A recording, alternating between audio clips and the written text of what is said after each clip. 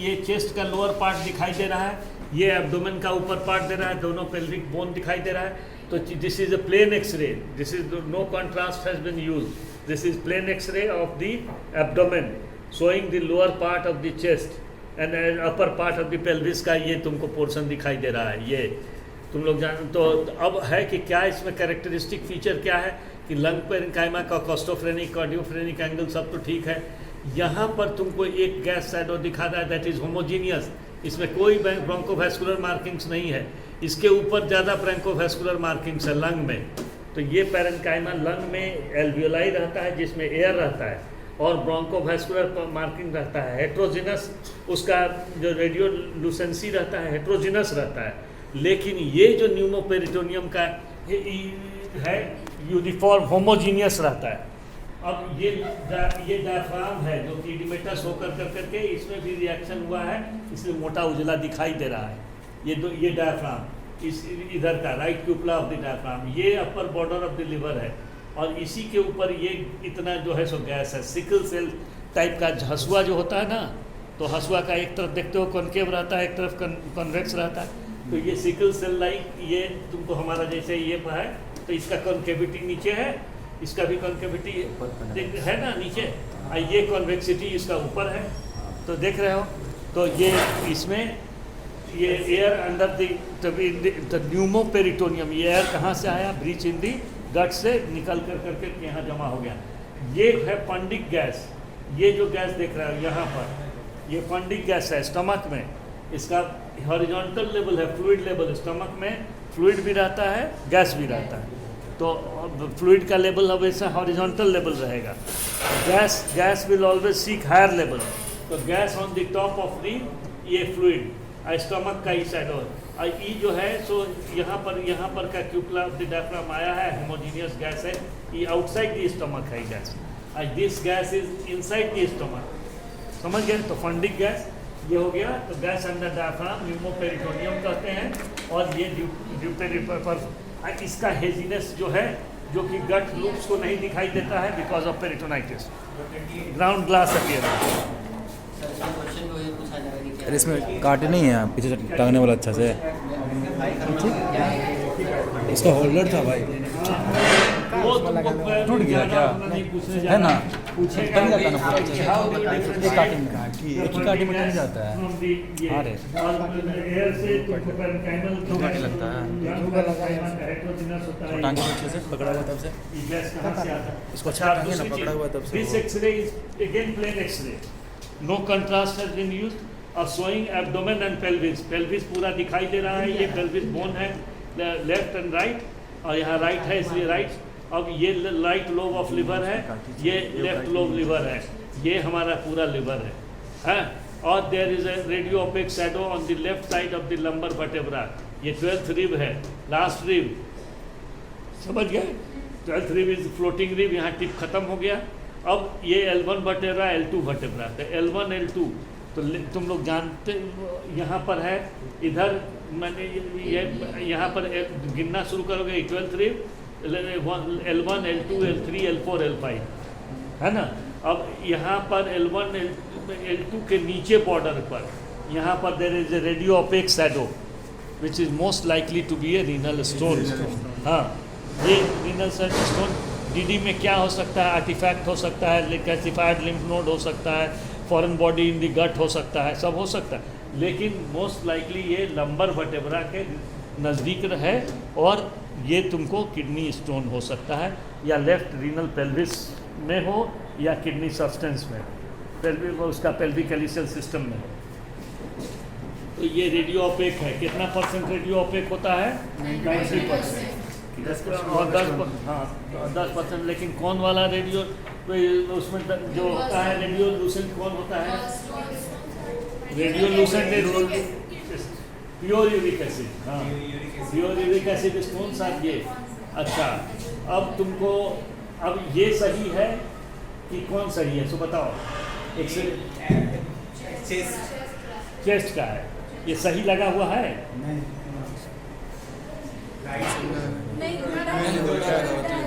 सीधा करो, कैसे काहे सीधा हुआ ये? This is the aortic knuckle. Aortic knuckle is always on the left and apex of the heart is always on the left. तो ये apex of the heart है, ये right border है और ये aortic knuckle है, ये है। और लेफ्ट एट्रियम का पार्ट यहाँ पर रहता है, लेफ्ट वेंट्रिकल का पार्ट ये है ना। तो ये तुमको ये अब है कि इसमें क्या देख रहे हो, कॉस्टोफ्रेनिक एंगल यहाँ ठीक है, मेंटेन है। कार्डियोफ्रेनिक इधर लेफ्ट साइड में देयर इज प्लूरल एफ्यूजन, ये जा रहा है यहाँ से, ये कार्डियोफ्रेनिक कॉस्टोफ्रेनिक ऑब्लिटरेटेड हो गया। ये शार्प बॉर्डर इस तरह नहीं है, ये छोटा इसका शैडो दिखाई दे रहा है, लंग का छोटा हो गया है ना। और यहाँ फ्लूइड एक्यूमुलेट हो गया in the pleural cavity, rising in the axilla. तो वो कैपिलरी एक्शन से एक्सिला के तरफ राइज कर रहा है फ्लूइड। तो ये जो है प्लूरल एफ्यूजन का केस है। ट्यूबरकुलोसिस, ये हाइलर शैडो यहाँ पर देखो प्रोमिनेंट है, इसमें देखो ट्यूबरकुलस फोकाई का एविडेंस है। तो ये प्लूरल एफ्यूजन ट्यूबरकुलोसिस का चांस है इसमें। और लेफ्ट साइड में प्लूरल एफ्यूजन है। हाँ चलो, ये फिर वही चीज़ है कि तुम लोग को ये लिखा है, ये इसमें राइट एंड लेफ्ट केवल कर दो, इसमें मार्कर लगा हुआ है, इसमें कोई दिक्कत नहीं है। यहाँ पर स्टोन राइट साइड में है। अब ये स्टोन कौन सा है, स्टैगहॉर्न कैलकुलस है। और ये भी लंबर वर्टेब्रा का काउंटिंग कर सकते हो, ये 12 रिब है, L1 L2 L3 L4 L5। हाँ, तो ये स्लाइटली मैंने जो रहता है right kidney slightly lower down as compare to left kidney. तो उसमें देखे थे कि हम लोग का स्टोन यहाँ पर था, यहाँ था, अभी जो दिखाए, तो ये थोड़ा सा किडनी लेफ्ट किडनी ऊपर होता है, राइट किडनी थोड़ा नीचे है, इसलिए इसका स्टोन देख रहे हो किडनी में, दोनों में किडनी में ही है, उसमें लेफ्ट किडनी में था, इसमें राइट किडनी में है। अब इतना बड़ा स्टोन जिसका दोनों हॉर्न अलग अलग दिखाई दे रहा है, there is a separate stone here, third है ना, ये सेकेंड स्टोन। तो ये स्टोन है, एक तो है स्टैगहॉर्न कैलकुलस। स्टैगहॉर्न कैलकुलस कौन चीज से बनता है कॉन्स्टिट्यूएंट? स्टुबाइट स्टोन है, कैल्शियम मैग्नीशियम अमोनियम फॉस्फेट, इससे स्टैगहॉर्न कैलकुलस। तो ये staghorn calculus like a horn of a stag, male shift होता है तो उसका जो है ना, उसी का स्टैग जो होता है उसका हॉर्न के जैसा ये रिजेंबल, यूनिफॉर्म ओपेक शैडो है। और यहाँ पर नंबर वर्टेब्रा के एडजेसेंट है और बेलो द 12th रिब है। लेकिन this can be 10% of the radio, ये हो सकता है stone of the gall bladder हो सकता है कि नहीं, क्योंकि राइट साइड में गॉल ब्लैडर भी स्टोन है, राइट साइड में किडनी स्टोन भी है। अब 10% तुम बोलते हो कि गॉल ब्लैडर में ओपेक होता है, तो इट माइट बी 10% ऑफ में से कोई हो। तो इसको कंफर्मेशन के लिए कि लैटरल व्यू करेंगे, यदि सुपर इम्पोज ऑन वर्टेब्रा आ रहा है तो रीनल है, जो अवे फ्रॉम द वर्टेब्रा है तो ये हो गया कि तुमको गॉल स्टोन है। चलो, ये भी हम लोग बताए थे कि अभी यदि तुमको कि देख रहे हो कि डायफ्राम का इतना है, ये राइट क्यूपला ऑफ द डायफ्राम, इधर लेफ्ट क्यूपला, इसमें भी टोटल एयर, इसमें भी टोटल एयर, समझ रहे। और ये एयर लीवर इतना छोटा हो गया, इसमें बहुत ज़्यादा। और ये फ्लूइड का पेरिटोनियल कैविटी पर परफोरेशन हुआ है, गट का फ्लूइड एंड गैस इतना ज़्यादा आया है कि एकदम लीवर को दबा करके इधर से प्रेशर लेफ्ट का, ये स्टमक के बाहर का साइडो है, ये लीवर के बाहर का साइडो है, और दोनों डायफ्राम के नीचे है, लीवर के ऊपर है। तो ये साइडो जो है, इसमें देखोगे लंग मार्किंग दिखाई दे रहा है, इसमें कुछ नहीं दिखाई दे रहा, समझ गए।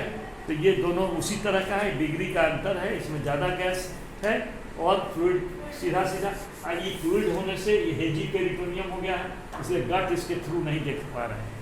हाँ, अच्छा, ये ये सही तो है, नहीं है। हाँ, तो ये यहाँ से दिए बेरियम एनिमा ऐसे जा करके, दिस इज सिग्मॉइड कोलन, हाँ, और दिस इज रेक्टम, ये सिग्मॉइड कोलन है, और यह डिसेंडिंग कोलन, ये splenic flexor, transverse colon, hepatic flexor, ascending, ये असेंडिंग कोलन, और यहीं पर यहाँ पर सिकम, समझ।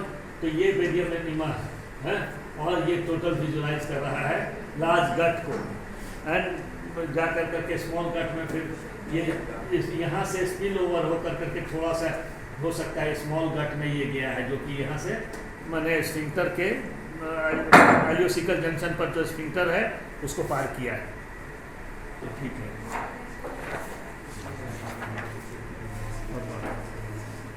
अच्छा, ये तुमको यदि देखो, हाँ, तो यहाँ देख रहे हो कि ये फ्लूइड लेवल है, ये फ्लूइड लेवल है, फ्लूइड लेवल सबके ऊपर में एयर है, तो ये multiple air and fluid level, and that is more confined to the central part of the abdomen rather than peripheral. तो सेंट्रल में स्मॉल इंटेस्टाइन का ऑब्स्ट्रक्शन है। अब पेशेंट कैसे प्रेजेंट करता है, स्मॉल इंटेस्टाइन और इसमें एम्पावर नहीं है, नहीं हो सकती। अब थोड़ी दे दे रहे हैं तुरंत में, तो नहीं हो पाए। तो ये हो गया कि गैस अंडर डायफ्राम इसमें नहीं है, इसमें कॉस्टोफ्रेनिक एंगल, कैर्डियोफ्रेनिक एंगल सब दिखाई दे रहा है, और इसमें तुम एयर देख पा रहे हो। तब तो यदि पेरिटोनाइटिस रहता तो ये एयर सब दिखाई ही नहीं देता। तो ये पेरिटोनाइटिस नहीं हुआ है क्योंकि थोड़े ब्रीच तो हुआ नहीं है, गट में ऑब्स्ट्रक्टेड है, ऑब्स्ट्रक्टेड है तो फ्लूइड एंड गैस केवल दिखाई दे रहा है। More than 2 fluid and gas level यदि है तो ऑब्स्ट्रक्शन का है, और स्मॉल इंटेस्टिनल सेंट्रल में इसलिए स्मॉल। अब इसी को तुमको देखो, हाँ, अब देखो हम लोग अभी बात कर रहे थे टी-ट्यूब कोलंजियोग्राम का, ये हॉरिजॉन्टल, ये जाकर के वर्टिकल लिम्ब है, ये वर्टिकल लिम्ब है, ये हॉरिजॉन्टल लिम्ब है जो एब्डोमिनल वॉल से निकला है। ये गया है टुवर्ड्स द लिवर, ये टुवर्ड्स द डियोडनम, ये सेकंड पार्ट ऑफ द डियोडनम है। अब यहाँ से डाई यदि सेकंड पार्ट ऑफ द डियोडनम में गया और ये जेजुनम में पहुँच गया, तो इसका मतलब पेटेंट है वहाँ पर एम्पुला वेटर से डाई जा रहा है, कोई दिक्कत नहीं है। यहाँ पर कोई नेगेटिव स्टैडो ओवल आता तो रेजिडुअल स्टोन इसमें है, मतलब कि हम स्टोन निकाले सीवीडी का एक ठो, लेकिन एक ठो बचा रह गया, 3 ठो में 2 ठो निकाल दिए, एक ठो बचा रह गया, तो यहाँ नेगेटिव फिलिंग डिफेक्ट आता, डाई चारों तरफ से उजला दिखाई देता, और स्टोन चूँकि रेडियो लूसेंट होता है गॉल ब्लैडर सीवीडी स्टोन, तो लूसेंट शैडो दिखाई देता नहीं है। और यदि यहाँ रुकावट होता तो सीवीडी का बिलियरी चैनल्स बहुत डायलेटेड होता, तो बिलियरी चैनल्स डायलेटेड नहीं है, इसका free flow of the dye to the duodenum and jejunum है, इसलिए नॉर्मल टी-ट्यूब कोलंजियोग्राम है। और टी-ट्यूब कोलंजियोग्राम एबनॉर्मल मतलब जब उसमें स्ट्रिक्चर या स्टोन की सब रहता तब ये होता है, समझ गए। और ये कब निकाला जाता है, 10 to 14 डे में निकाला जाता है, क्यों दिया जाता है सो बता ही दिए, क्या पर्पस है, ठीक बताओ। ये भी सब वही चीज़ है, देख रहे हो, ये चेस्ट, ये व्यू, ये चेस्ट का ये व्यू है, ये एब्डोमेन कम दिखाई दे रहा है, इसलिए चेस्ट पीए व्यू इसको कहेंगे, उसको एब्डोमेन ज़्यादा दिखाई दे रहा है तो एब्डोमिनल एपी व्यू कहेंगे, हाँ। इसमें चेस्ट का पीए व्यू लिए है, इसमें पूरा तुमको चेस्ट का इसको कॉस्टोफ्रेनिक, कार्डियोफ्रेनिक एंगल यहाँ आता है, यहाँ पर कार्डियोफ्रेनिक एंगल, यहाँ पर कॉस्टोफ्रेनिक, ये देख रहे हो क्यूपुला ऑफ द डायफ्राम इसमें दिखाई दे रहा है, क्यूपुला ऑफ द डायफ्राम यहाँ दिखाई दे रहा है, इसमें गैस है, इसमें गैस है, इसका फ्लूइड लेवल देखो यहाँ पर है, ये फ्लूइड लेवल, सॉरी ये फंडिक शैडो है, this is the fundic shadow, और this is the gas under diaphragm. Cupola बहुत डिलिनिएटेड तुमको कॉन्वेक्स, ये दोनों cupola, right cupola and left cupola of the diaphragm के नीचे गैस है, तो 3-4 केस है परफोरेशन का। ये देखो कि तुमको ये चेस्ट एक्सरे दिखाई दे रहा है कि ट्रैकिया कितना डेविएट करके इधर हो गया है, इधर का लंग टोटल गायब हो गया, लंग दिखाई ही नहीं दे रहा है, एक मिनट अपने, इधर का लंग दिखाई दे रहा है पूरा, costophrenic, cardiophrenic angle and heart का शैडो यहाँ दिखाई दे रहा है, ये हार्ट इधर की जगह पर डेविएट कर करके राइट में आया है, मेडियास्टिनल शिफ्ट है, क्योंकि ट्रैकिया देखो इसको सेंटर में आना चाहिए था ट्रैकिया को, ये ट्रैकिया जाकर के भाग के ऐसे चला गया, क्यों, इधर से पुश किया, अब पुश कौन चीज़ के चलते हुआ है, प्लूरल कैविटी में, चाहे तो हिमाटोमा है या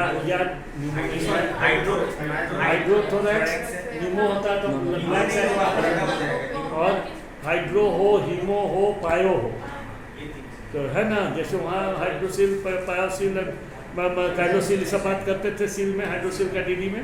तो यहाँ पर इसमें फ्लूइड जमा हो प्लूरल कैविटी ट्यूबरकुलोसिस के चलते, या तुमको ट्रॉमा के चलते ब्लड जमा हो, हिमोथोरेक्स बना हो, या एम्पाइमाथोरेसिस बना हो फर्स्ट उसमें हो प्लूरल कैविटी में।